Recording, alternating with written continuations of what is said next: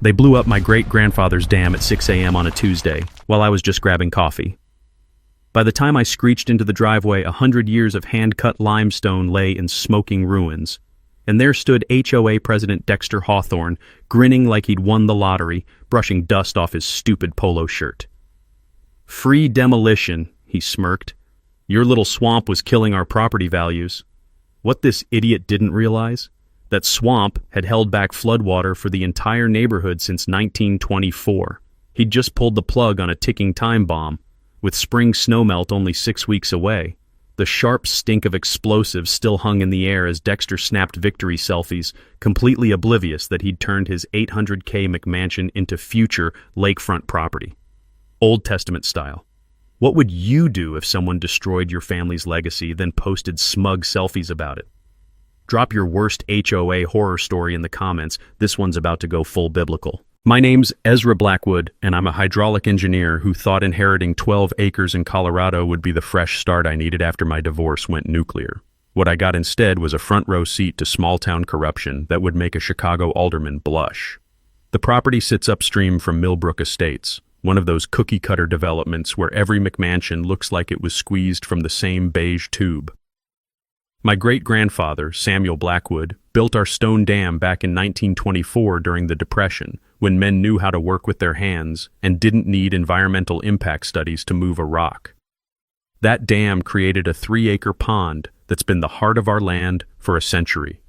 Morning mist rises off the water like ghosts, and you can hear the gentle tumble of water over hand-cut limestone worn smooth as river stones. The smell of wet earth and cattails hits you at dawn. Pure Rocky Mountain peace, mixed with the metallic taste of thin mountain air. I'd moved back to start a sustainable aquaculture business, raising trout and growing organic vegetables using the pond's natural irrigation. Simple plan: heal from my marriage disaster while honoring my grandfather's legacy and maybe making enough money to forget my ex-wife ever existed. Funny thing about fresh starts, they have a way of attracting fresh disasters. Enter Dexter Hawthorne. Picture a guy who drives a BMW X7 but calls it a Beamer, like he's still trying to impress high school girls.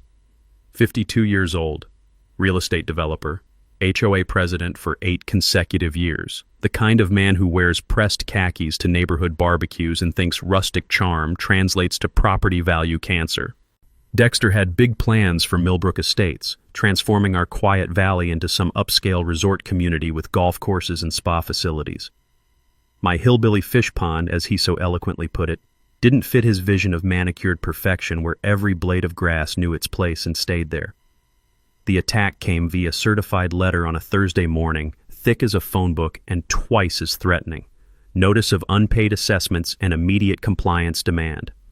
According to Dexter's legal dream team, I owed $12,000 in back HOA fees for community water management services.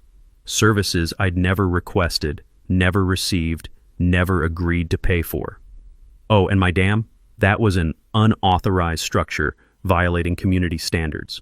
Remove it within 30 days or face $500 daily fines. 12 grand in fabricated fees, plus $500 a day until I destroyed my family's century-old engineering. For a dam that had been protecting their neighborhood since Warren G. Harding was president. I called Dexter directly, thinking we could handle this like reasonable adults. It's your community by 70 years. His laugh sounded like a garbage disposal grinding beer bottles. Doesn't matter, Ezra. Water flows through our community, so you're using community resources. Pay what you owe, or tear down that eyesore. The morning coffee in my mouth turned bitter as his real motivation crystallized. Your little swamp is dragging down everyone's property values, he continued. We've got standards here. Maybe you should consider selling to someone who understands what civilization looks like. The crunch of gravel under his BMW's tires as he drove away told me everything I needed to know. This wasn't about fees, regulations, or community standards. This was about power, and Dexter wanted my land for his development schemes. I hired a lawyer that afternoon and discovered something beautiful. My grandfather had specifically refused HOA membership when it formed in 1954. And the original property boundaries were legally ambiguous. County records showed conflicting surveys. We had a solid case.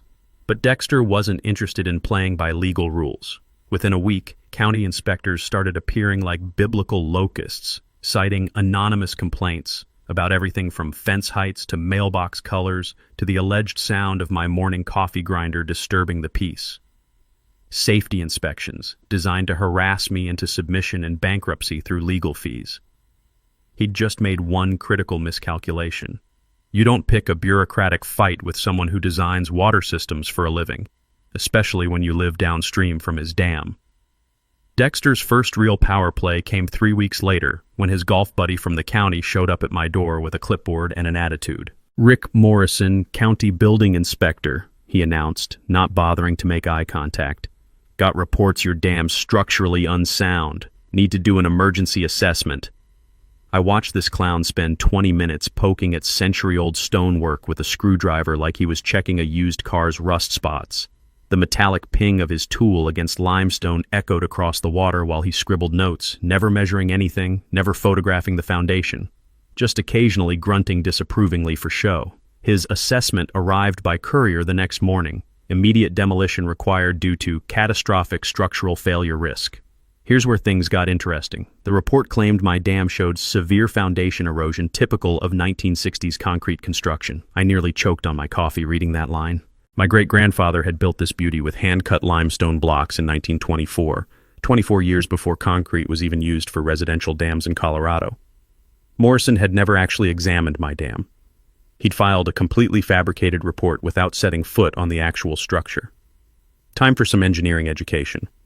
I hired Matthews & Associates, the structural firm that had certified half the bridges in Colorado, for an independent assessment. Cost me $3,000 I didn't have, but their 40-page report was worth every penny.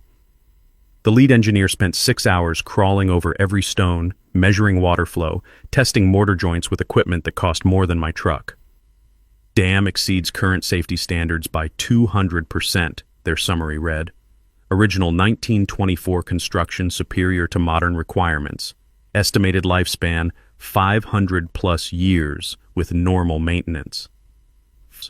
My great-grandfather had built something that would outlast the Roman Empire. Now, I remembered reading somewhere that when officials falsify emergency reports, they become personally liable for any damages their lies cause. Morrison had just painted a giant legal target on his back, and I had the ammunition to hit it. I filed a formal complaint with the State Engineering Board, complete with photographic evidence showing Morrison's inspection never touched the actual foundation. Then I sent copies to the county prosecutor, the local newspaper, and Morrison's own supervisor. The smell of fresh printed evidence packets filled my kitchen as I prepared for bureaucratic war.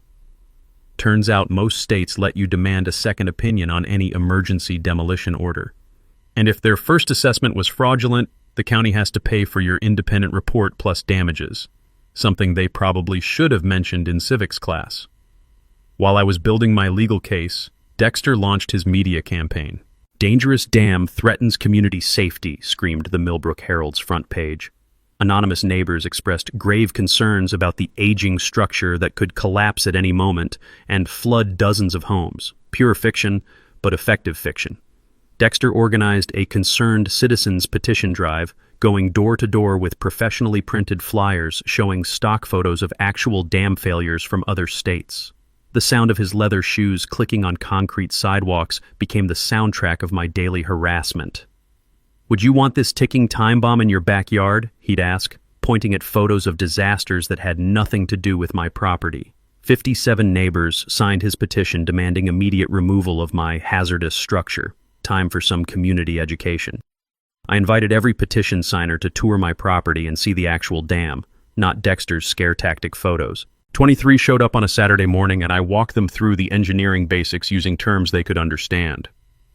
"See how the water flows over the spillway?" I explained, running my hand along the smooth limestone.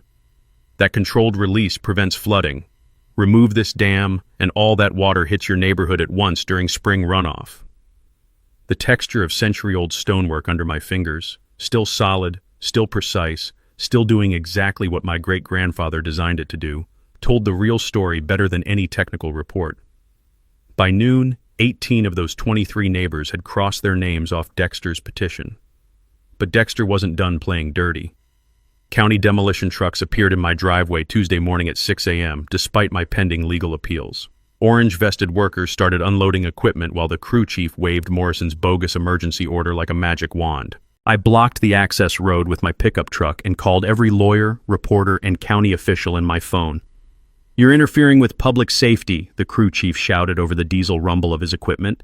"I'm preventing destruction of private property based on fraudulent paperwork," I shouted back. 20 minutes later, Dexter arrived with 2 sheriff's deputies claiming I was threatening public safety by obstructing emergency services.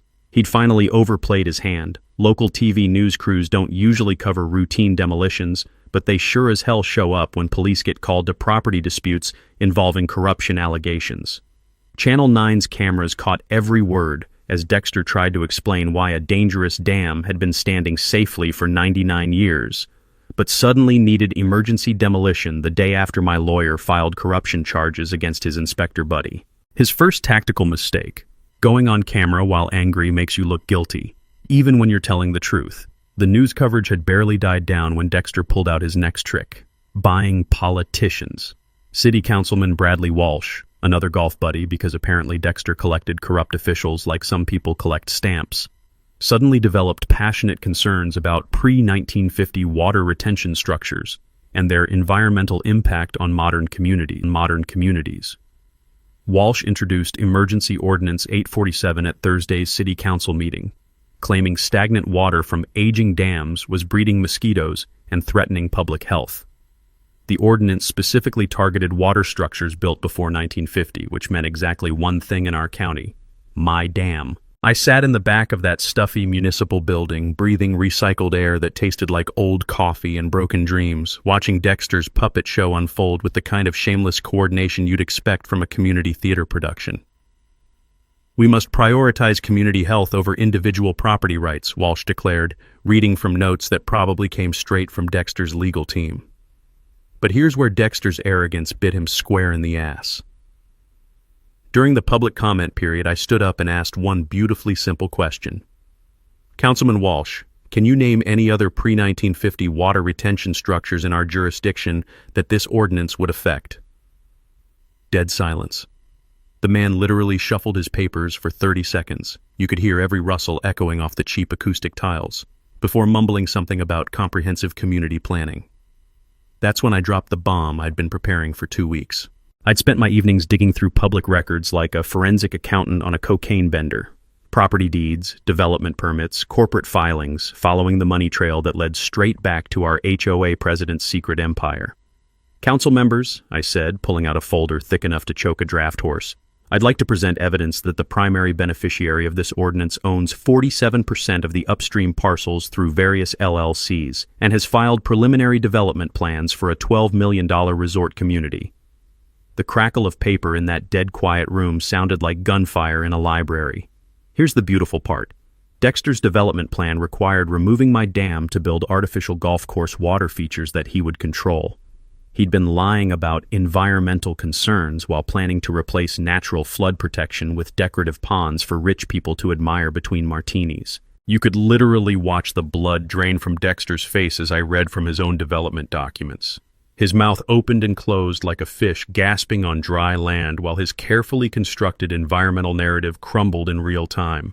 His grand plan wasn't about community safety or property values. He wanted to tear down a century of flood protection so he could build fake lakes for tourists to Instagram while they pretended to golf.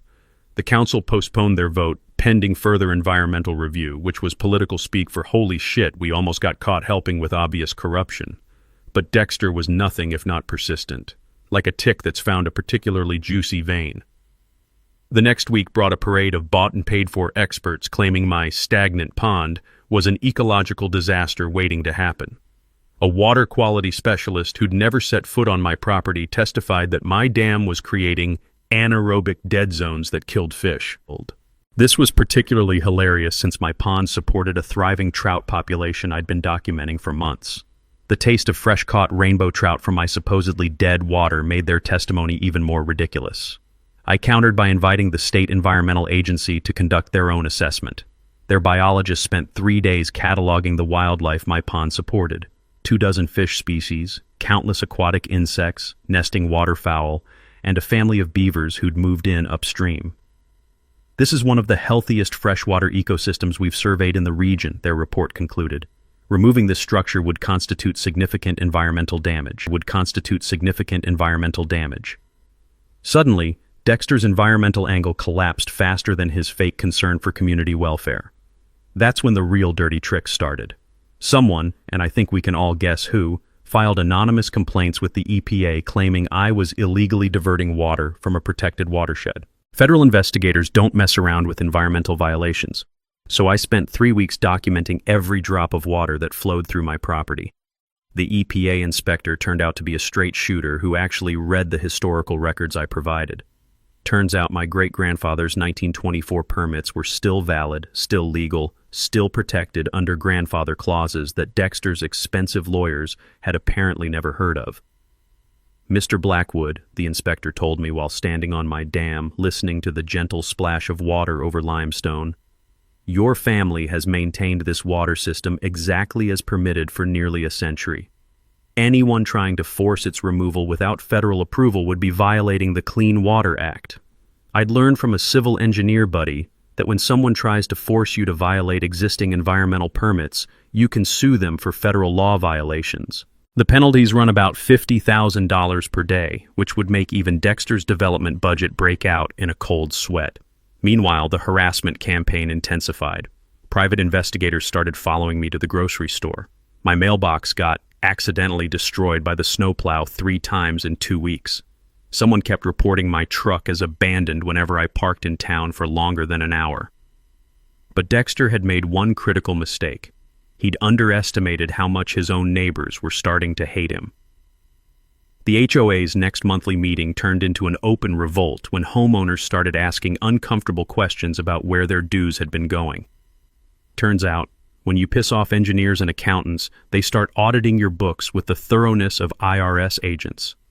Explain this $18,000 payment to Hawthorne Consulting, demanded Janet Morrison, no relation to the corrupt inspector. That's your own company, Dexter. The meeting dissolved into chaos as 3 years of financial irregularities came tumbling out like dirty laundry from a broken washing machine. Dexter fled before the vote of no confidence, but not before someone recorded him screaming that ungrateful neighbors didn't deserve his leadership. His second tactical mistake: never insult people who pay your salary, especially when they're already suspicious of your expense account and have started taking notes. The HOA revolt should have been Dexter's wake-up call to back down gracefully. Instead, he decided to go nuclear, because apparently when you're already digging yourself into a hole, the logical next step is dynamite. 2 days after fleeing his own board meeting like a teenager caught with Dad's car, Dexter filed papers claiming eminent domain authority to seize my dam property for public safety. According to his emergency petition, the HOA had inherent water management jurisdiction that superseded individual property rights. The legal paperwork looked official enough to fool a casual observer, complete with forged county seals and backdated environmental assessments. Dexter had rushed this through during the July 4th weekend when most officials were at barbecues instead of their offices, probably assuming nobody would notice until it was too late. I was grilling burgers on my back deck, enjoying the smell of charcoal smoke mixing with mountain air and the eternal sound of water tumbling over limestone, when my lawyer called with the bad news. They've scheduled an emergency city council vote for tomorrow morning, she said, 9 a.m. while most people are still in holiday food comas.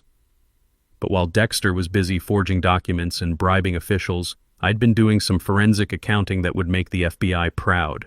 3 years of HOA financial records had revealed something beautiful.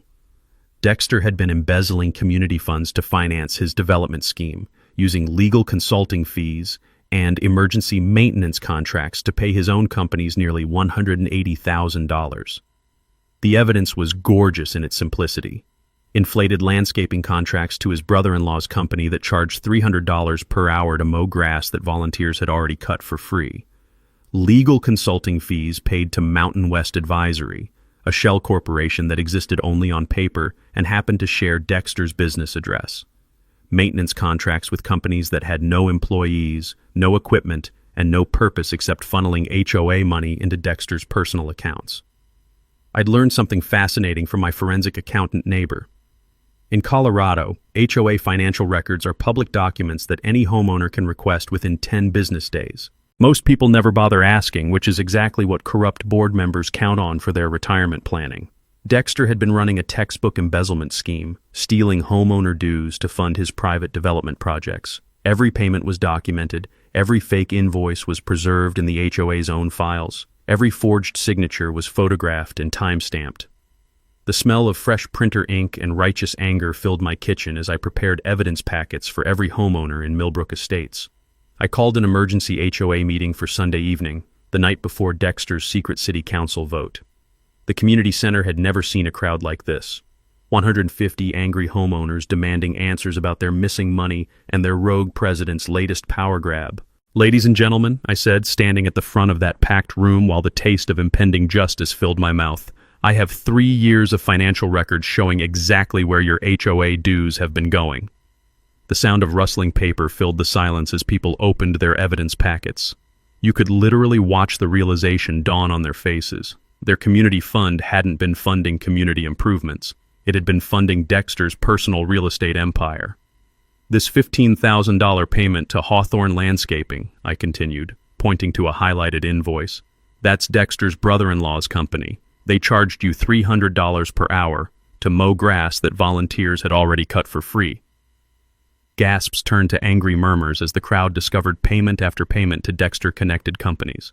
This $25,000 emergency legal consulting fee went to Mountain West Advisory, a company that exists only at Dexter's business address and has never provided any legal services to this community. By the time I finished presenting 18 months of systematic theft, the crowd was ready for blood. Janet Morrison stood up and formally moved to remove Dexter from all HOA positions, freeze all financial accounts, and file criminal charges for embezzlement. The vote was unanimous, 150-0. Even Dexter's former allies had abandoned ship once they saw their own money being stolen. But Dexter wasn't done fighting dirty. Apparently, when you're already facing embezzlement charges, what's a little illegal demolition between friends? Monday morning's city council meeting turned into a 3-ring circus when Dexter arrived with his lawyer, claiming the HOA vote was illegitimate and demanding the eminent domain seizure proceed as planned. He'd apparently convinced himself that brazening it out was still possible, like a poker player doubling down with a pair of 2s. "The safety of our community cannot be held hostage by one man's refusal to accept reasonable regulations," he declared, still playing the public safety card while completely ignoring that his own neighbors had just fired him for theft. That's when I played my ace card.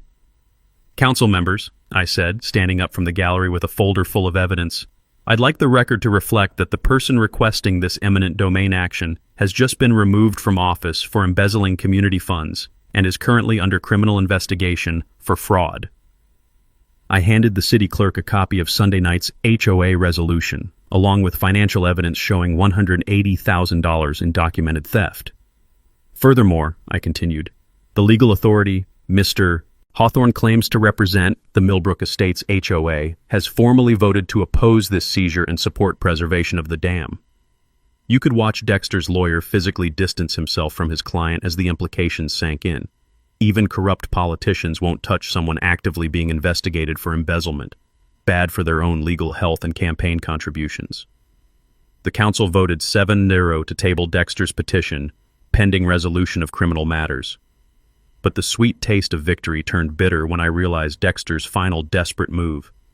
Rather than accept defeat gracefully, he'd decided to take his revenge directly.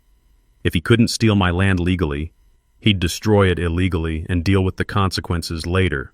The strategy of a man who'd already lost everything and had nothing left to lose. County demolition crews appeared at my gate Thursday morning with orders to begin emergency demolition, based on Morrison's original fake safety report. The crew chief waived that fraudulent assessment like it was still valid, even though the state engineering board had formally revoked it 3 days earlier. "This is an illegal demolition," I told him, standing between his excavator and my dam. "Take it up with the county," he replied with a shrug. "I got orders to remove a dangerous structure." The rumble of diesel engines filled the morning air as 20 tons of demolition equipment prepared to erase a century of my family's engineering. And somewhere behind the legal smokescreen I knew Dexter was watching and waiting, counting on bureaucratic confusion to let him destroy what he couldn't steal.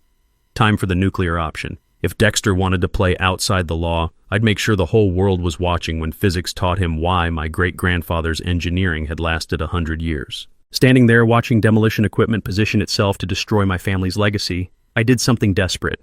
I called my grandfather's old lawyer. Harold Brighton had been 93 for the past 5 years, according to him, and his memory for details made most computers look forgetful. If anyone knew the legal secrets buried in my family's century-old property rights, it would be Harold. Ezra, his voice crackled through my phone while diesel engines rumbled in the background. You need to get to my office right now. There's something in your great-grandfather's papers that changes everything. 20 minutes later, I was sitting in Harold's dusty law office, watching him pull a manila folder from a file cabinet that probably predated television. Your great-grandfather was smarter than anyone realized, Harold said, spreading yellow documents across his oak desk. Look at this. And the document was dated 1953, a legal agreement between Samuel Blackwood and the newly formed Millbrook County Water District.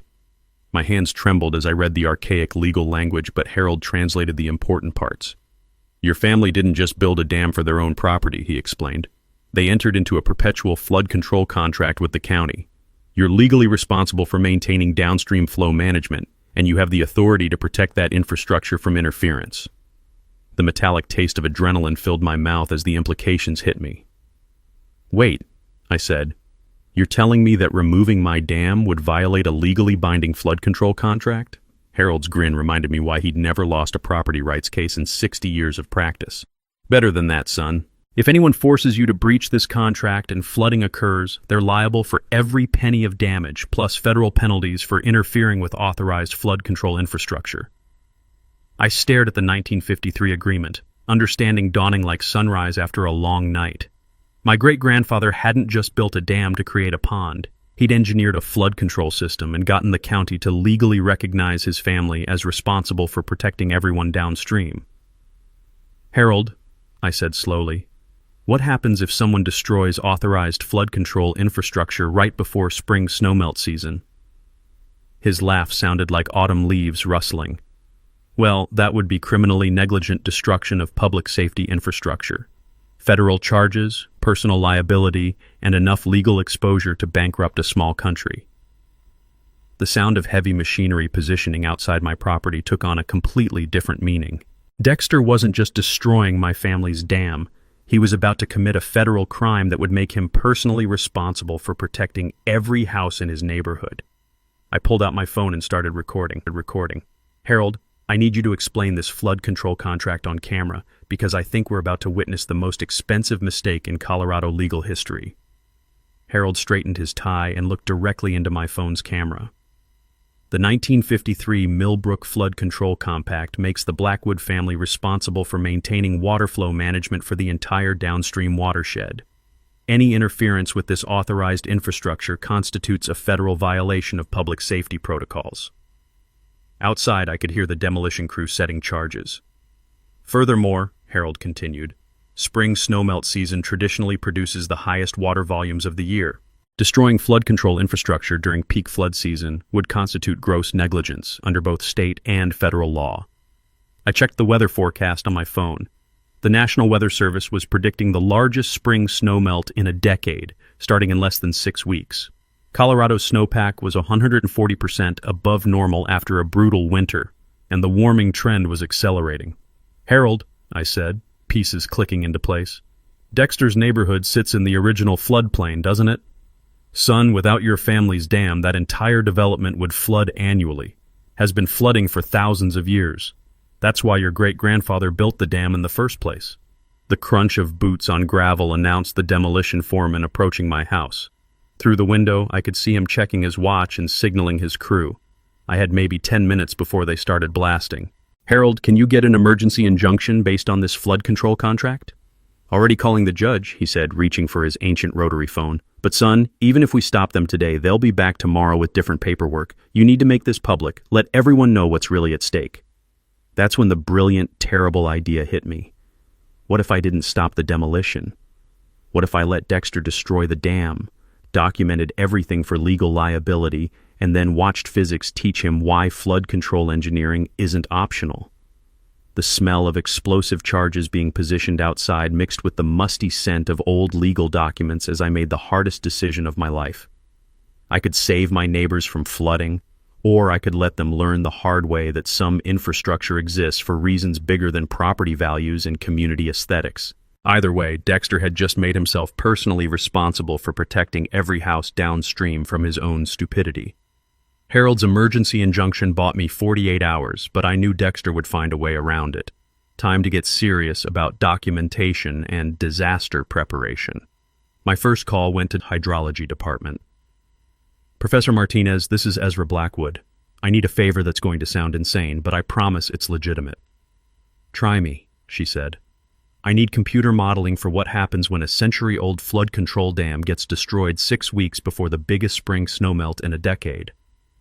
3 hours later, I was driving to Fort Collins with a hard drive full of survey data, historical flow measurements, and current weather projections. Dr. Martinez's graduate students needed a real-world project for their flood modeling thesis, and I was about to give them the disaster scenario of a lifetime. This is fascinating, Dr. Martinez said, reviewing my great-grandfather's 1924 engineering notes. Your ancestor was using techniques that we didn't formally recognize until the 1970s. He basically invented modern watershed management by accident.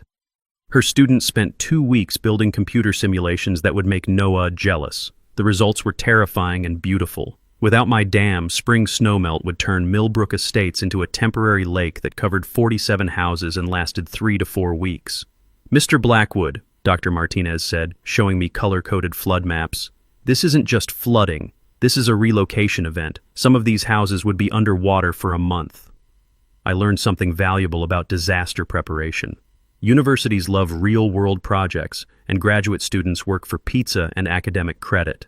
My $200 investment in computer modeling would have cost $50,000 from a private consulting firm. Next, I needed legal armor. My second call went to Rebecca Torres, an environmental lawyer who specialized in federal water rights violations. She drove down from Denver after I faxed her Harold's 1953 flood control contract.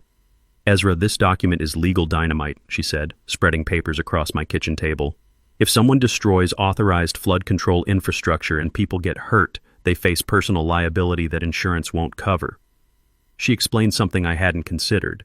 When officials act outside their legal authority, they lose qualified immunity and become personally responsible for damages. Dexter's eminent domain claim was fraudulent, Morrison's safety assessment was fabricated, and the demolition order violated federal law. Anyone who destroys your dam will be personally liable for every flooded basement, every displaced family, every dollar of property damage, Rebecca explained. We're talking about potential liability in the tens of millions. A time for community organizing. I created the Millbrook Safety Coalition with Janet Morrison and 2 other former HOA board members who'd gotten tired of Dexter's corruption. Our mission was simple: educate neighbors about flood risk and give them tools to protect themselves. Our first flyer was brutal in its simplicity. Your house will flood, a scientific analysis of spring snowmelt without dam protection. We included Dr. Martinez's flood map showing exactly which addresses would be underwater and for how long. The smell of fresh printed disaster maps filled my garage as we prepared for the biggest door-to-door education campaign in Millbrook's history. Going house to house taught me something about human psychology. Most people ignore disaster bright blue under 6 feet of water. They pay attention fast. Mrs. Patterson, I said, showing her the computer simulation, your house sits in what used to be the creek's natural overflow channel. Without the dam, you'll have 3 feet of water in your living room for about 2 weeks. She stared at the map like it was a cancer diagnosis. What can I do? She asked. Help us organize a town hall meeting where everyone can see the science, hear the legal implications, and decide whether Dexter's development project is worth losing your house.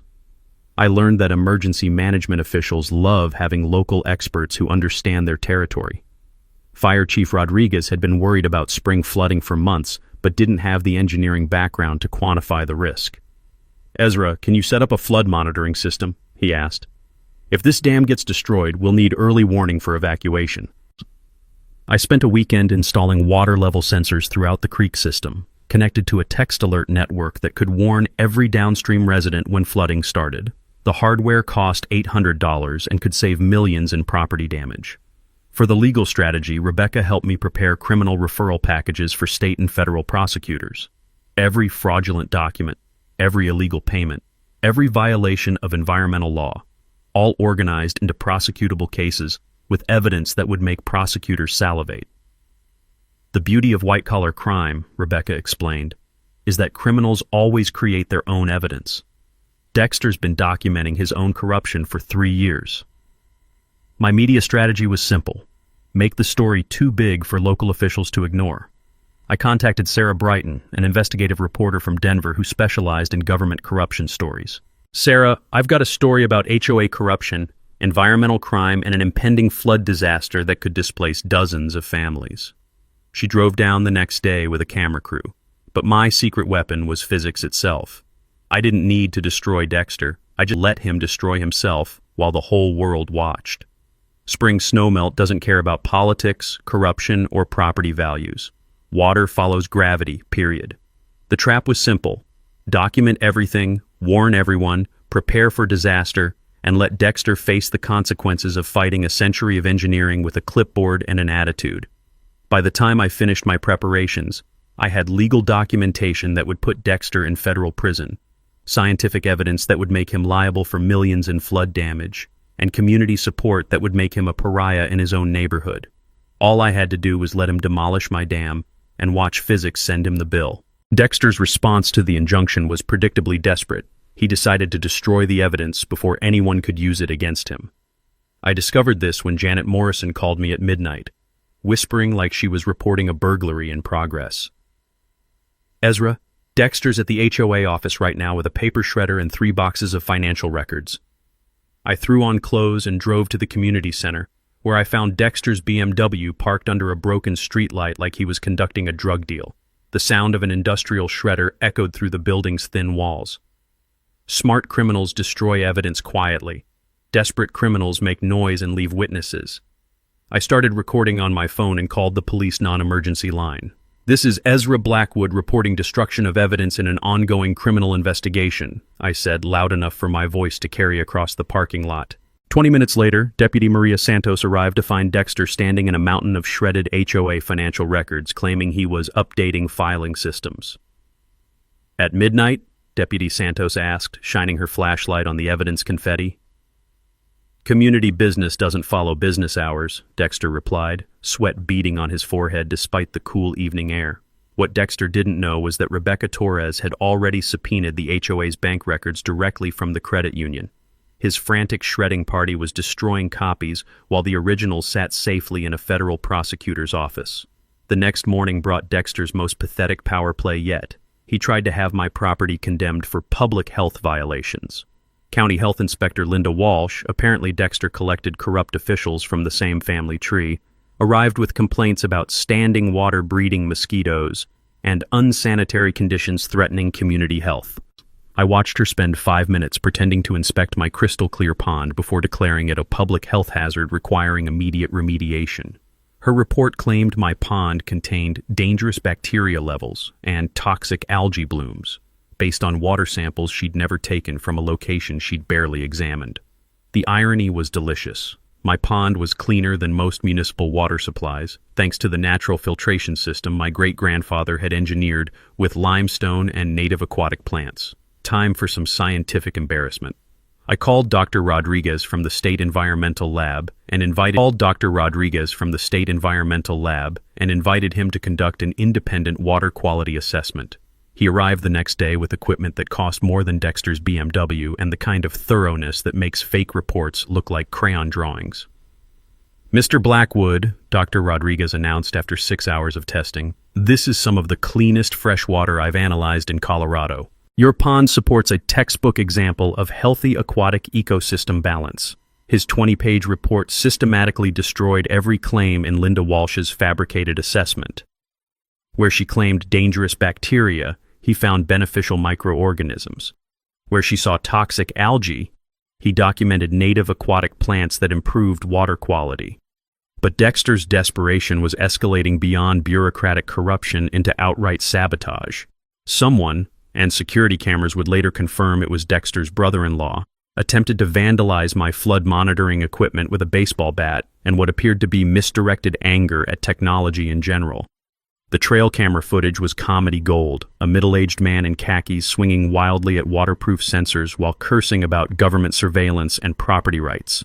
I learned something useful about security systems. Wireless trail cameras cost $60 and provide HD evidence of trespassing. Just make sure they're positioned on your own property where recording is completely legal. Meanwhile, my community education campaign was working better than expected. The smell of fear and fresh-baked cookies filled every town hall meeting as neighbors realized their houses sat in a natural flood zone that had been protected for 99 years. Mrs. Brighton, your beautiful garden sits exactly where Millbrook Creek used to overflow every spring, I explained, pointing to historical survey maps. My great-grandfather's dam has been protecting your property since 1924. The taste of impending justice mixed with morning coffee as more neighbors joined our safety coalition. But Dexter still had cards to play. His final bureaucratic gambit came through County Commissioner Bradley Walsh. Yes, another golf buddy, because apparently Dexter's social circle consisted entirely of officials who confused public service with personal profit.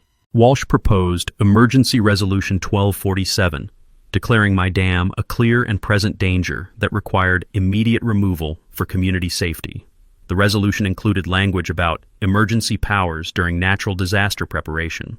The resolution was scheduled for an emergency vote during the next county commission meeting, which Walsh had deliberately scheduled for Thursday at 2 p.m. when most working people couldn't attend.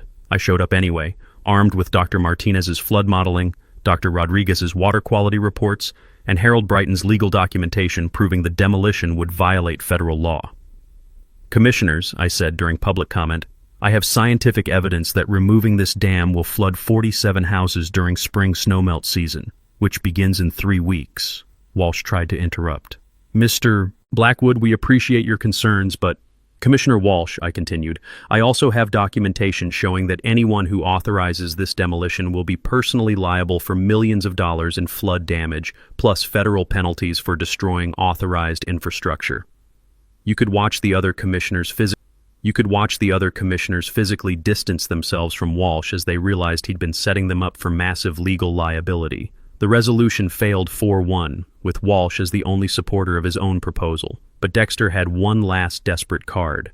If he couldn't destroy my dam legally, he'd do it illegally and claim it was an accident. County demolition equipment appeared at my property Friday morning with orders to begin emergency stabilization work on my structurally compromised dam.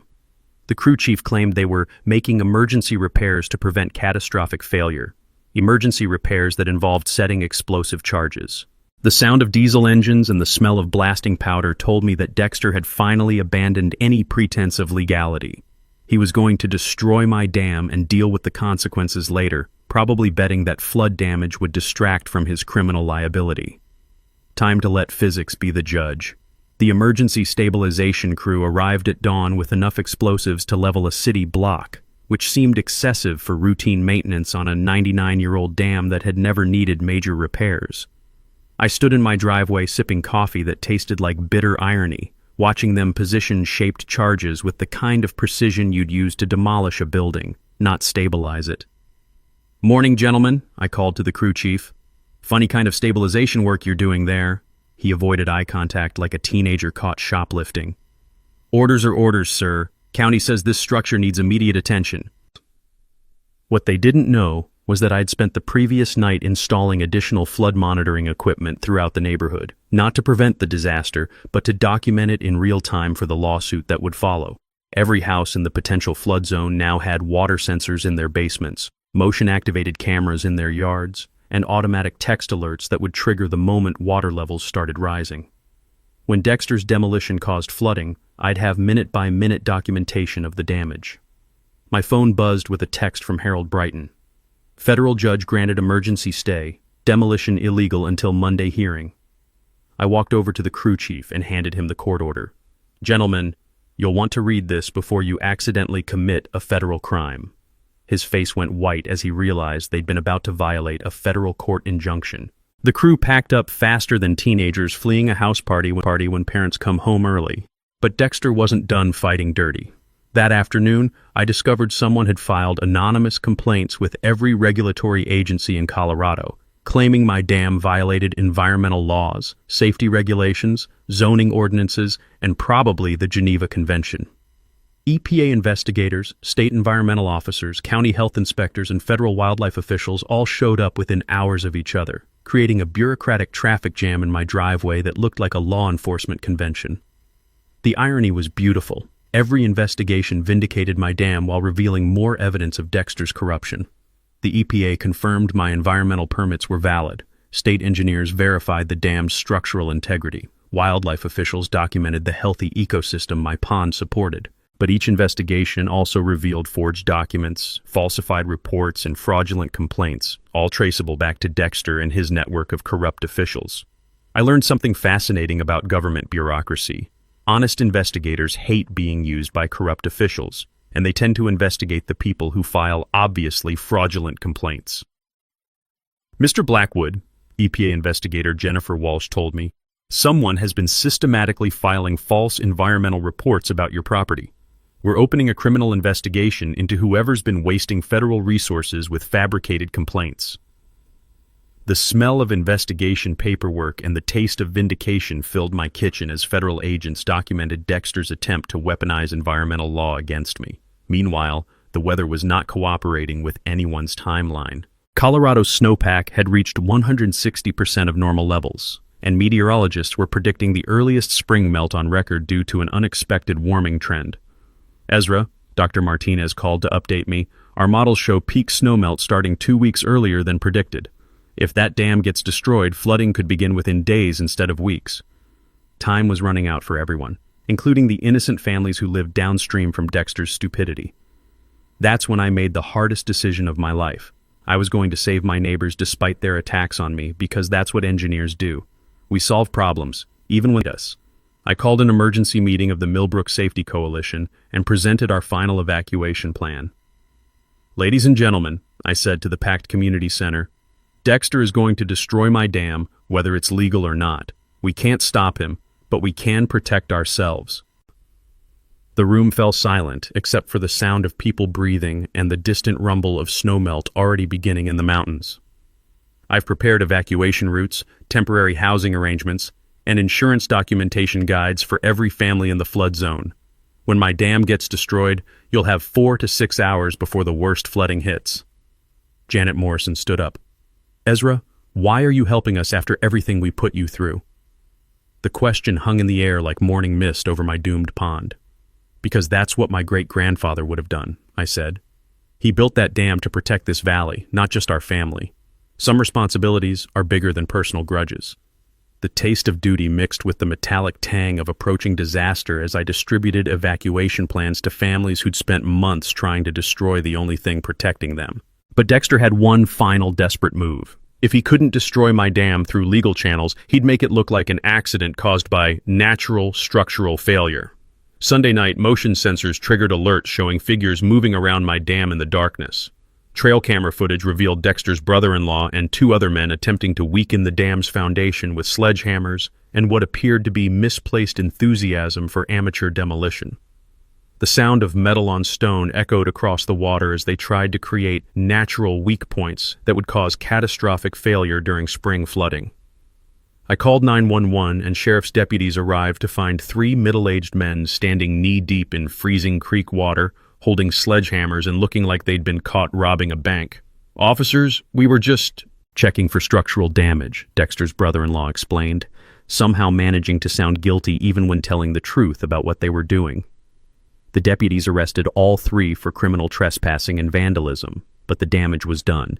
They'd weakened critical support points just enough to ensure the dam would fail during peak snowmelt. Monday morning's court hearing became irrelevant when my structural engineer confirmed that weekend sabotage had created genuine safety concerns. The dam was now actually dangerous, not because of age or dangerous, not because of age or design flaws, but because of deliberate sabotage. Your Honor, I told Federal Judge Patricia Morrison, the defendants have created the very safety hazard they claimed to be preventing. My dam is now genuinely unstable due to criminal sabotage. Judge Morrison's ruling was swift and brutal.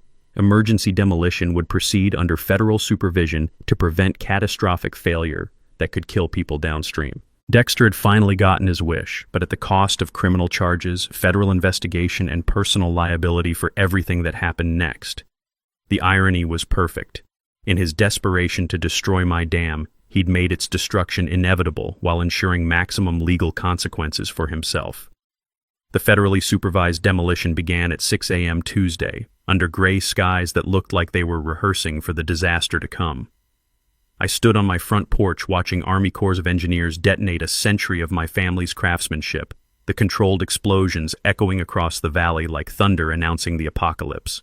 But Mother Nature, with her perfect sense of timing, decided not to wait for the official meteorological schedule. The first wave of snowmelt hit at 2 p.m., 6 hours earlier than Dr. Martinez's most aggressive predictions. I watched my great-grandfather's pond drain in minutes as 99 years of stored mountain water suddenly remembered what gravity meant. The creek, freed from a century of management, began rising with the enthusiasm of a teenager who'd just gotten car keys and a credit card. By 4 p.m., water was pooling in the lowest parts of Millbrook Estates. By 5 p.m., it was flowing down streets that had been designed without considering where water naturally wanted to go. My phone exploded with text alerts from flood sensors I'd installed throughout the neighborhood. Basement flooding detected at 47 Maple Drive. Water level rising at 23 Oak Street. Emergency evacuation recommended for 1200 Block Pine Avenue. The taste of vindication mixed with genuine concern for my neighbors as I watched physics deliver its final exam in real time. Dexter's $800,000 McMansion, built directly in the creek's original overflow channel, was the first to experience what my great-grandfather had understood a century earlier. Water always finds its way home. At 6 p.m., the Millbrook Community Center became an impromptu evacuation shelter and the venue for the most dramatic town hall meeting in Colorado history. 300 residents packed into a space designed for half that number, many arriving with muddy shoes and shell-shocked expressions. Local news crews had set up cameras to document what would become a textbook case study in how to destroy a community through stupidity and greed. I took the photos visible through the gymnasium windows provided a soundtrack of disaster response. Friends and neighbors, I began. 6 months ago, your HOA president claimed my family's dam was a safety hazard that needed immediate removal. Tonight, 47 of your homes are flooding because that dam is no longer there to protect you. The room fell silent except for the sound of rain beginning to fall, because apparently Colorado's weather had developed a sense of dramatic timing. Sheriff Maria Santos approached the podium with an arrest warrant that had been personally signed by the federal judge overseeing our case. "Mr. Dexter Hawthorne," she announced, "you're under arrest for embezzlement, fraud, environmental crimes, and criminal negligence resulting in property damage." Dexter, who'd been hiding in the back of the room wearing a baseball cap like a failed disguise, tried to slip out the emergency exit, but 300 angry homeowners make an effective citizen's arrest when properly motivated. "Going somewhere, Dexter?" Janet Morrison blocked his path with the determination of someone whose basement was currently hosting an unplanned swimming party. The handcuffs clicked shut while Channel 9's cameras captured every moment of his arrest during live coverage of the flood he'd caused. "Mr. Hawthorne," reporter Sarah Brighton asked, "do you have anything to say to the families whose homes are flooding because you destroyed their flood protection?" Dexter's response will probably be remembered in journalism textbooks. "This isn't my fault. Nobody could have predicted this." I held up my phone and played the recording of Dexter dismissing flood concerns as fear-mongering during his morning press conference 6 hours earlier. "Mr. Hawthorne, 3 different engineering reports warned you this flooding would happen. You chose to ignore science because it conflicted with your profit margins. Your ignorance doesn't qualify as a natural disaster." The crowd erupted in applause while Dexter was led away in handcuffs, his pressed khakis now muddy from wading through the same floodwater that was claiming his mansion. But the evening's justice wasn't finished. Federal prosecutor Janet Walsh, apparently not all the Walshes in Colorado were corrupt, arrived with criminal charges that read like a corruption enthusiast's greatest hits: embezzlement, fraud, bribery, environmental crimes, criminal negligence, and violation of federal flood control laws. "Ladies and gentlemen," she announced, "Mr. Hawthorne's criminal enterprise has been under federal investigation for 6 months. His destruction of authorized flood control infrastructure was the final evidence we needed for federal prosecution. State Attorney General Rebecca Martinez followed with civil charges that would make Dexter personally liable for every dollar of flood damage, an amount that insurance investigators were already estimating at over $8 million. Mr. Hawthorne will be financially responsible for repairing every flooded home, replacing every damaged possession, and compensating every displaced family, she announced while water continued rising outside. The crowd's cheers mixed with the sound of rescue boats and emergency sirens, creating Colorado's most expensive lesson in why you don't ignore engineers. As if the universe wanted to add punctuation to the evening's justice, County Inspector Rick Morrison arrived in handcuffs, arrested for filing fraudulent safety reports and accepting bribes.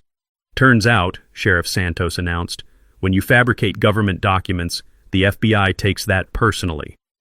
The final touch came when Dr. Martinez presented the Army Corps of Engineers with plans for rebuilding my dam to modern federal flood control standards, funded by federal disaster relief grants and Dexter's personal bankruptcy settlement. The new dam will protect this community for the next 500 years, she announced, assuming future HOA presidents remember that physics doesn't negotiate with property values. Environmental lawyer Rebecca Torres had one final surprise. Federal charges against everyone who'd participated in the conspiracy to destroy authorized infrastructure. 3 county commissioners, 2 inspectors, 1 city councilman, and Dexter's brother-in-law all faced federal prosecution for their roles in what would become known as the Millbrook disaster. As rescue boats continued evacuating families from the neighborhood that had spent months trying to destroy their only protection, I realized that sometimes justice arrives exactly when you need it most, delivered by the same natural forces that corrupt officials think they can ignore. The sweet taste of vindication mixed with mountain rain as I watched a century of engineering wisdom prove itself one final time, even in destruction. 6 months later, Millbrook Estates looked like a completely different place. And not just because half the McMansions had been replaced with flood-resistant architecture that actually respected where water wanted to go. The flood damage totaled $8.2 million across 47 homes, every penny of which came out of Dexter's personal assets, various insurance policies, and a federal disaster relief fund specifically created for corruption-induced natural disasters. Turns out the government has a budget category for every kind of stupidity, including man-made flooding caused by destroying century-old infrastructure. Dexter himself was experiencing the federal justice system's hospitality at a minimum security facility in Kansas, serving 18 months for embezzlement plus 5 years for criminal negligence resulting in property damage. His sentence included $1.2 million in restitution payments and a lifetime ban from serving on any HOA board in America. Apparently, when you steal community funds to destroy flood protection, federal judges lose their sense of humor about property rights activism.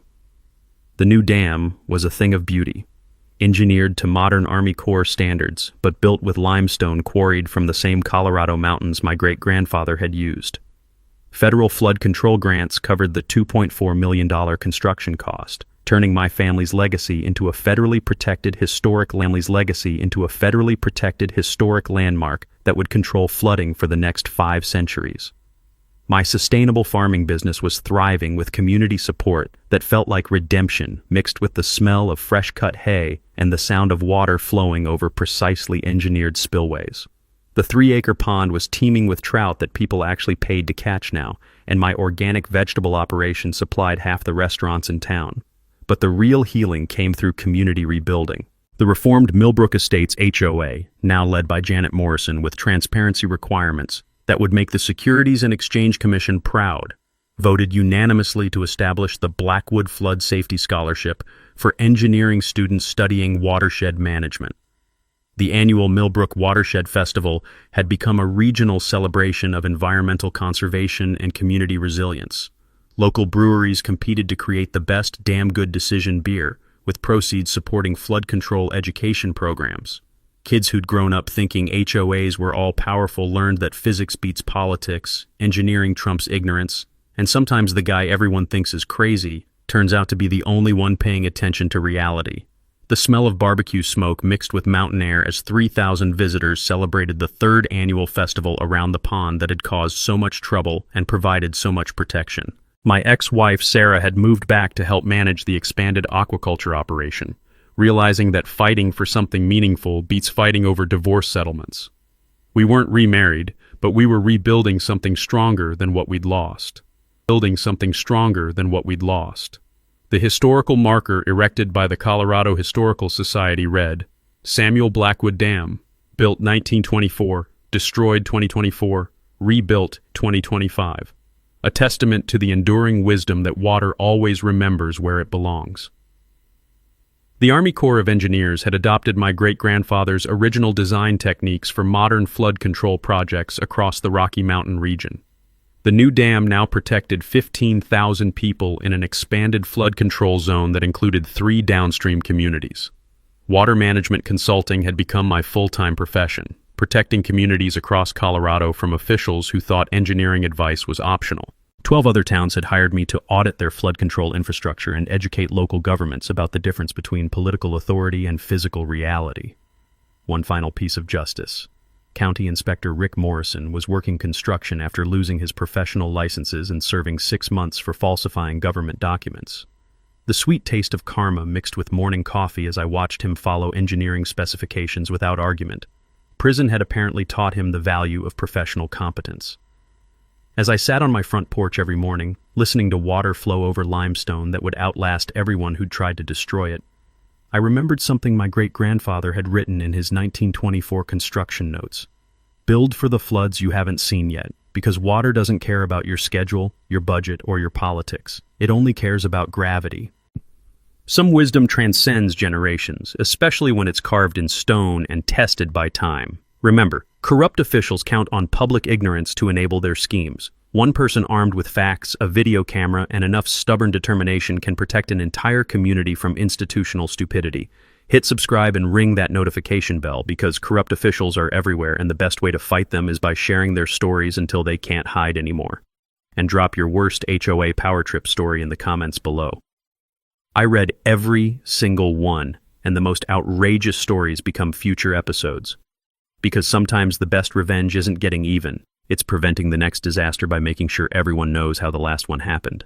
Thanks for hanging out with us on HOA Stories, where the HOA Karens meet their match. If this story had you cheering or cringing, go ahead and like the video, drop a comment.